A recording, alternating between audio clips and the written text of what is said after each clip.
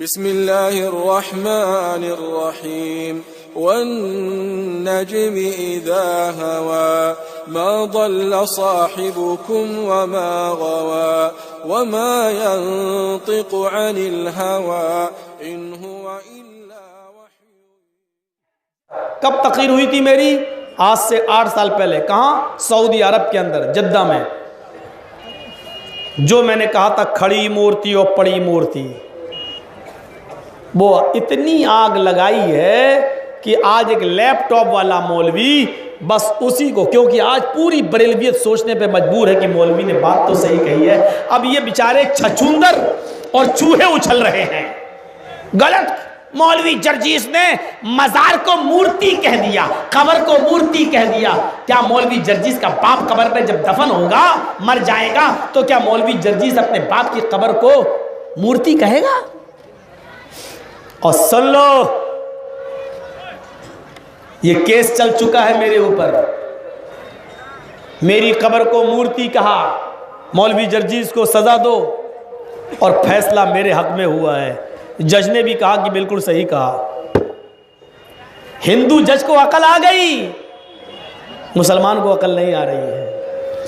और जज ने जब हमसे पूछा कि आपने कब्र को मूर्ति क्यों कहा, आपने क्यों किसी की दिल की भावनाओं को भड़काया, तो मैंने कहा साहब इसमें भड़काने की क्या बात है। मैंने तो कब्र को मूर्ति नहीं कहा, मैंने कहा हिंदू खड़ी मूर्ति की पूजा करता है, मुसलमान पड़ी मूर्ति की करता है, मैंने ये कहा साहब। तो फिर उसका वकील कहता है देखो कब्र को पड़ी मूर्ति कहा। मैंने कहा काम तो एक ही हो रहा है ना जज साहब। हिंदू चुनरी चढ़ाता है, अब मैंने भड़काया जज को। मैंने कहा हिंदू मूर्ति चुनरी चढ़ाता है, ये मुसलमान कहते हैं कि हिंदू काफिर है, ये जहन्नमी है, और मुसलमान चादर चढ़ाता है तो कहता है कि हम जन्नती हैं। आप बताइए काम तो एक ही हो रहा है। एक जन्नत में जाए और एक जहन्नम में, एक स्वर्ग में एक नरक में, ये कैसे हो सकता है? जज भी सुन रहा है ना। मैंने कहा हिंदू चुनरी चढ़ाता है, मुसलमान चादर चढ़ा रहा है। हिंदू फूल और की माला डालता है, मुसलमान भी मजार पे फूल बरसाते हैं। हिंदू खाने पीने की चीज चढ़ाता है तो कहता है प्रसाद, मुसलमान भी इस पे खाने पीने की चीज चढ़ाता है तो कहता है तबर्रुक। हिंदू भी इस मूर्ति को धोता है और उसका पानी पीता है, कहता है कि गंगा जल से अच्छा। मुसलमान भी उर्स के मौके पर कब्र धोता है तो उसका पानी, मजार का पानी भर लेता है और कहता है कि इससे तो हमारे पाप मिट जाएंगे, गुनाह मिट जाएंगे, जमजम भी इसके आगे कुछ नहीं।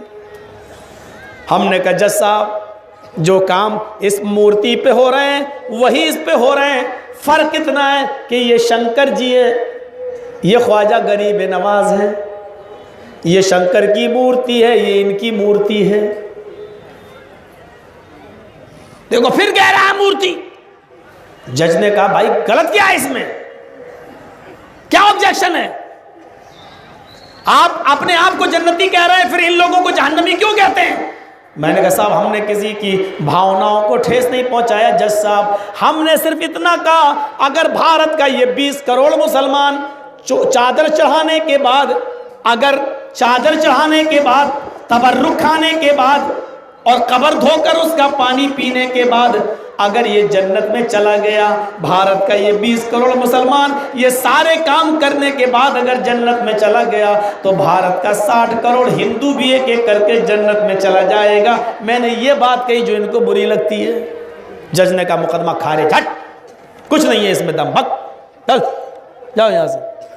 और जानते वो अपने नबियों की कब्रों को सजदा कर रहे तो अल्लाह के रसूल ने क्या कहा था, आए अल्लाह, आए अल्लाह की लानत हो अल्लाह की यहूद और नसारा पर जिन्होंने अपने अपने नबियों की कब्रों को सजदा गाह बना लिया। और अपनी कब्र के बारे में क्या कहा था, अल्लाहुम्मा ला तजअल कब्री वसनन युअबद, आए अल्लाह मेरे मरने के बाद मेरी कब्र को बुत मत बना देना। क्या रसूल की कब्र भी बुत बन सकती थी? मतलब क्या था, मुझे मेरी कब्र में दफन कर दिया जाए और मेरी कब्र पे भी चादर चढ़ने लगे, फूल चढ़ने लगे, हार चढ़ने लगे, मालाएं चढ़ने लगे, तो वो भी बुत बन जाएगी। तो आए अल्लाह मेरे इंतकाल के बाद मेरी कब्र को बुत न बना देना। पता चला कि जिस कब्र पे हार चढ़ने लगे, फूल चढ़ने लगे, मालाएं चढ़ने लगे, वो कब्र बुत हो जाती है, मूर्ति हो जाती है। मौलवी जर्जीस ने बिल्कुल सही कहा, ये खड़ी मूर्ति है, पड़ी मूर्ति। आए चुन्नी घाट के लोगों और आए कटिहार से वाबस्ता लोगों, अगर तुम्हें भी किस्मत आजमाने का शौक है तो कटिहार में भी एक मुकदमा दर्ज करके देख लो मेरे ऊपर।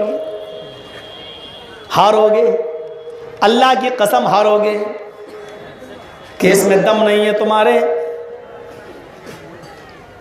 मुसलमान भी मूर्ति की पूजा कर रहा है। हर वो कब्र जिस पे हार और फूल चढ़े, मौलवी जर्जीस की नज़र में मूर्ति है।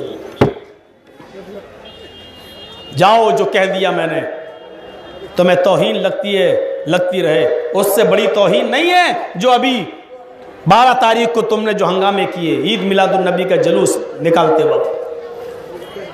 आपके इलाके में, इंडिया ही की बात कर रहा हूं मैं, एक केक बनाया गया था। केक, उस केक पर ऊपर क्रीम से मोहम्मदुर रसूलुल्लाह लिखा गया था। जश्न मनाते वक्त ईद मिलादुन नबी का केक बनाया, केक पर मोहम्मदुर रसूलुल्लाह ऊपर क्रीम से लिखा और फिर उसी मोहम्मदुर रसूलुल्लाह को छुरी से काटा गया। मोहम्मद की मीम को काटा, खिलाया, खाओ। हे को काटा, खिलाओ। फिर मीम को काटा, फिर दाल को काटा, फिर रे को काटा, फिर सीन को काटा, फिर वाव को काटा, फिर लाल को काटा, फिर अलिफ को काटा, फिर लाम को काटा, फिर लाम को काटा, फिर अलिफ को काटा, फिर हे को, ऐसे गोश्ते गए और एक एक लफ्ज काट काट के हैप्पी बर्थडे या रसूलुल्लाह कह के खिलाते गए।